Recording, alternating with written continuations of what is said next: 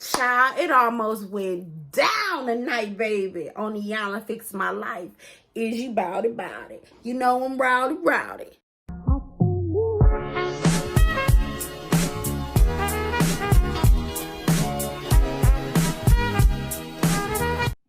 Y'all, them girls almost handled them things. You hear me? You hear me? How y'all doing, beautiful people? It's your girl, Carla. I know y'all watched this 2-hour special of Iyanla Fix My Life, baby, because, honey, them girls was like, "Nuck if you bug round up." Like she was like, "I come in the club, shake up a dress," like shit. Ashley was about that work tonight, honey. Them twins didn't want it with Ashley. But you guys, if you didn't watch it, I'ma fill y'all in. If you did watch it, drop down in that comment section, y'all know, and let me know what y'all thought, because that damn fight on Iyanla almost went viral. Shit. Okay, so you guys, let's talk about it. First, we start off with the father. Name is Marc. Marc went viral because he went viral basically on the internet. He did a rant, and where he was talking about how he provide for his family. A woman ain't supposed to worry about no mortgage, no lights, no nothing. He take care of everybody in the house. Shit don't work, don't move without him and his money. And that was a problem because basically all their family issues imploded and then exploded. And now they're at Iyanla. The father, Marc, wrote her and said, "I got problems in my household. I got problems with my daughters. And my sons, they got issues with authority. We had a fight. And I just need some help." And boy, whew, this family that they did, honey. But you know what? All of this that they're going through, all of this is common. It really is. It really, really is. So we also, y'all, fine as Dr. Steve was helping Iyanla tonight, honey. Woo! Woo! Whenever y'all watch this, watch the episode, okay? Tonight, tomorrow, morning, whenever y'all watch. That fine ass, I was like, Lord, he's still fine, Lord Jesus. But he was working with Marc on his manhood, on his vulnerability, his communication with his kids as well as his wife. And by the end, it seemed to really have made a difference. I will say that, because Iyanla, you guys know, she always say, I can't teach a man how to walk into manhood and how to be a man, because she's not. Okay, so Jamia says to Iyanla that at home she has had a thug as a husband, a little boy, and a grumpy old man, basically. And she's sick of all the shit. She just sick of it. And she said what he did not say in that viral video is that she's a damn principal, that she works, and that he don't do this shit by himself. He wants to portray as if he does all of this by himself, but he wants to feel like this is what manhood looks like, providing. And that's his thought. That's what he thinks. He thinks manhood is providing, making sure, that money is running through the house. And for some generation, such as my own generation, that's how my father thought. As long as them damn lights is coming on, he don't give a shit about what you're doing in school. He don't care about what you're doing, how you feel. His job, like many fathers who, if you are 30 plus, that's how we were raised. The job is to provide, and that's what you're gonna see. Your father may not have given you the love. I ain't saying everybody, but he might not have been able to give you the love, but he was able to provide a roof, clothes, lights, gas. That's what his job was. So that's what Marc's thing is. Okay. I really believe that, though they're going to try to make this marriage work, I really believe that Jamia is doing herself a disservice. I'm going to be honest. Yes, don't get me wrong. He got the tools he needed. This family did come full circle. He understood and grasped a lot of things that were said. But I just don't think, as far as their marriage goes, she doesn't look happy. She looks content and settled. And half of that contentment is probably based off of her just being able to like have herself in a roof over her head, in the monotony of her just being in the house with him. That's what I think. What I did find interesting that Jamia said was that their love is transactional. And I mean, for many couples, I'm not gonna lie, for many couples, it's if you do this for me, I'll do this for you. If as long as you paying these bills, I can hit you on this or do this for you.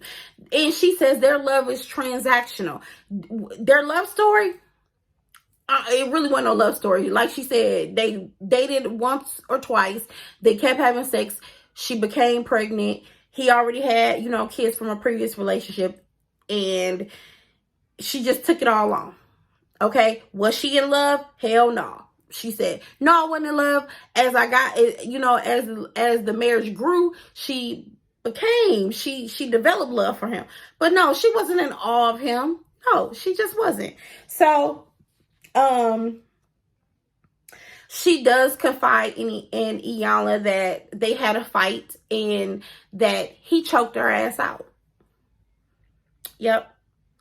10 plus years ago. And Iyanla was like, you still holding on to that? Like, you still holding on to it? And she was like, something in me won't let that go. And I was like, that shit. Something in me won't let it go either, boo. You right, sis, queen, my girl, my family.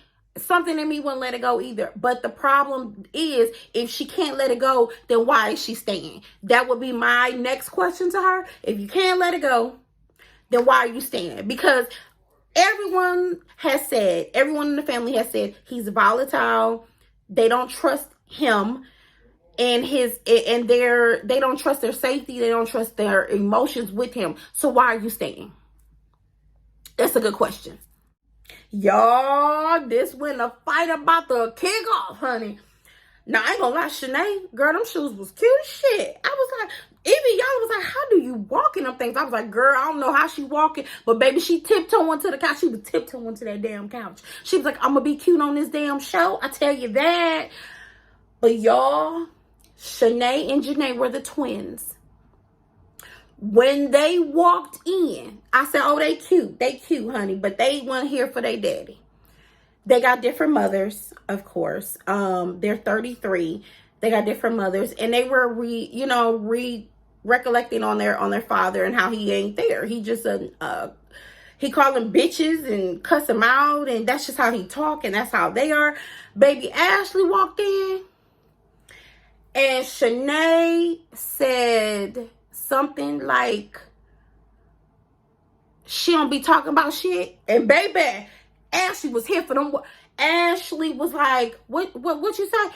Ashley told her, I'm gonna make your ass eat them words.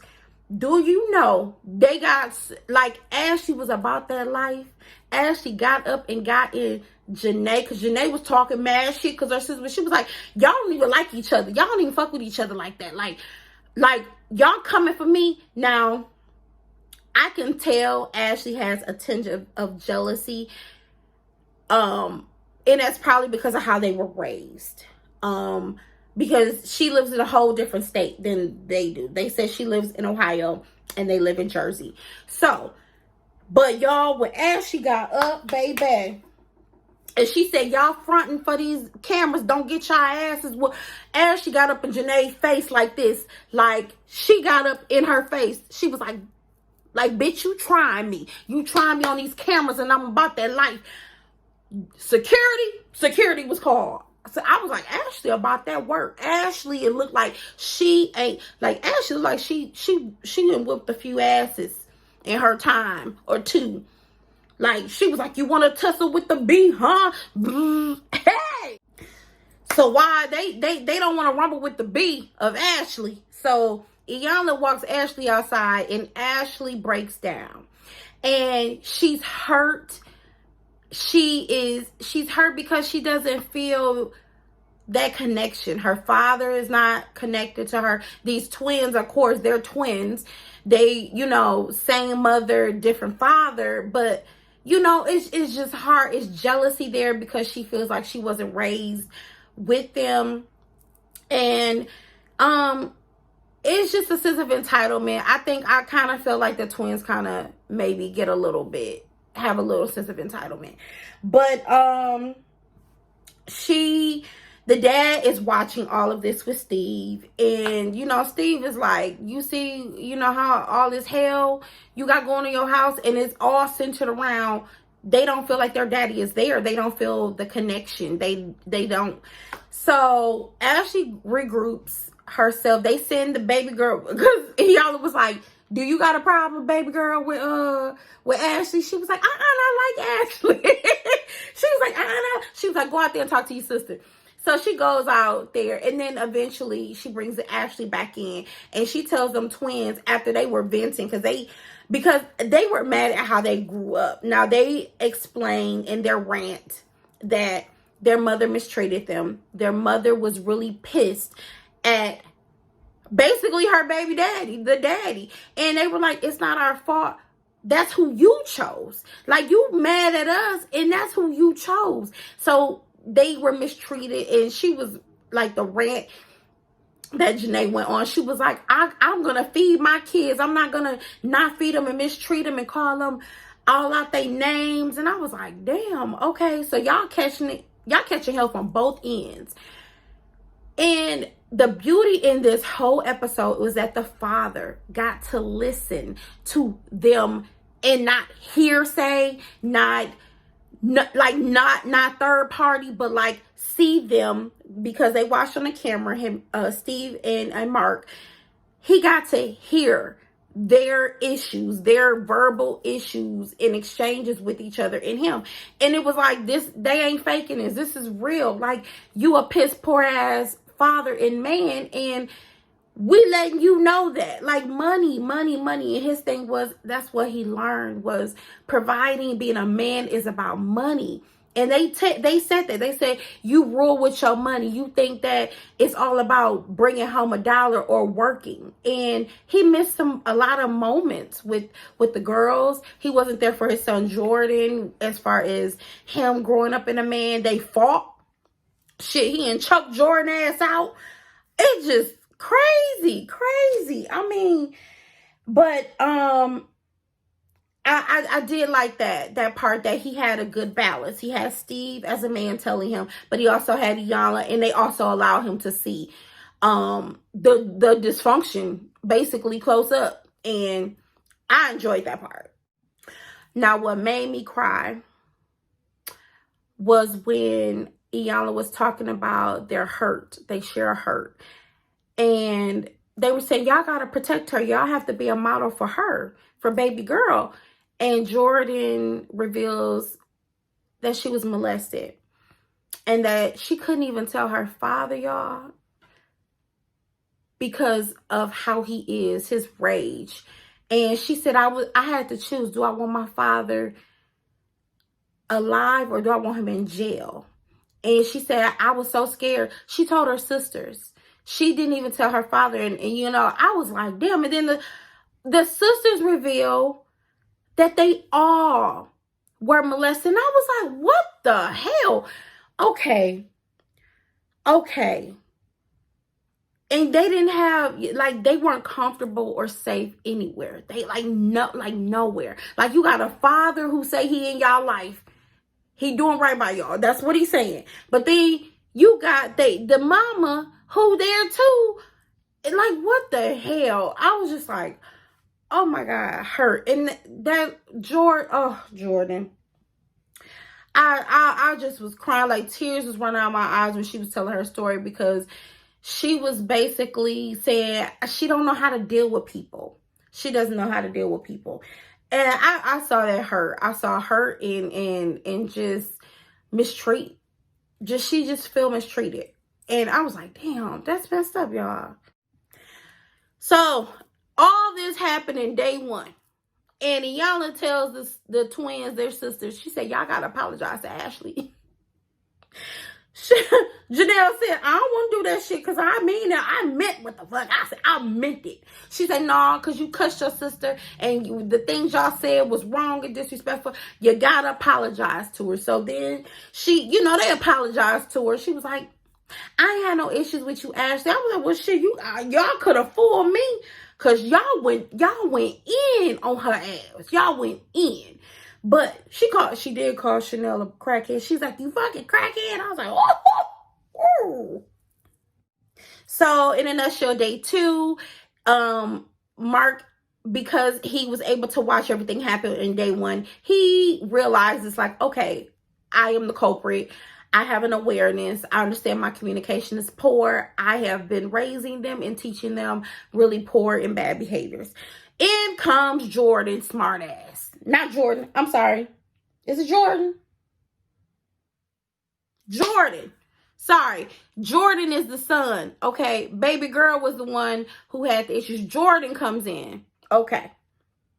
So Jordan basically states he don't care. He don't care about shit. He don't care about his daddy and a role model. And yeah.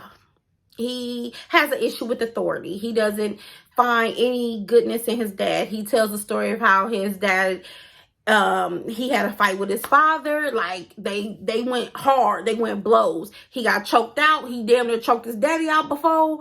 And it's just unhealthy. It's really unhealthy. And he just, he feels like his dad again controls with that money, is never there, missed moments, and he's at a point in age where he just don't give a shit, basically. Dr. Steve said, y'all fought like that? He said, y'all was fighting like 2 dudes in the street. Like, y'all was fighting like y'all didn't know each other. And he was like, well, I mean, basically, like, he, told me he'd kill me. And I believed it. So I was like, oh, my Lord. Okay. But then the ladies, they meet, and Iyanla, they meet that day at the table, and she says, you guys need to write a letter to your father. Ashley says, I don't think I can do that, but she says you need to write to your father how you feel and get some healing. So they decide to do that. In comes Marc's wife, Jamia. Oh, and before y'all light me up, the baby girl's name is Jaden. I'm sorry, all these J's. So Jaden is baby girl, and Jordan. Jordan is the son. But you guys, they just basically talk to the wife, and she over it. She's checked out of the marriage. She has. I can tell she don't want him. She don't want him. She is buying time. Because it damn near looked like she was scared to tell him that she wants to be released and let go. Now, from what I gathered, she was telling him, like, I'm done with this marriage. Unless a miracle in a haystack comes, I'm done. I've checked out. You fighting me tooth and nail. He looking pissed. But here's where it went all wrong. He gets mad and sends her nasty, basically, text telling her basically she ain't shit because what was supposed to be confidential and not discussed, i.e. their bad, horrible ass marriage, wasn't supposed to come up. And she had to be honest with herself and say, I'm not in love with this marriage anymore. And he got mad and said, well, you talking about divorcing me and shit. Now, she did not say she was ready for a divorce. What she said was, divorce is on the table if some shit don't change. She did say that. She did. Now, it might have sounded like she flip-flopped a bit, because at first I was like, okay, releasing me means divorce, don't it? Like, I mean, I'm just an average Joe, but when somebody say, you need to release me, that means let me go. That means let's end this. Like, let's go our separate ways. But according to her, she never spoke or said those words, divorce. And he was like, well, that's what I heard. And I was like, well, shit, I heard the same thing, but I guess I'm slow as shit. I'm slow like you, Marc.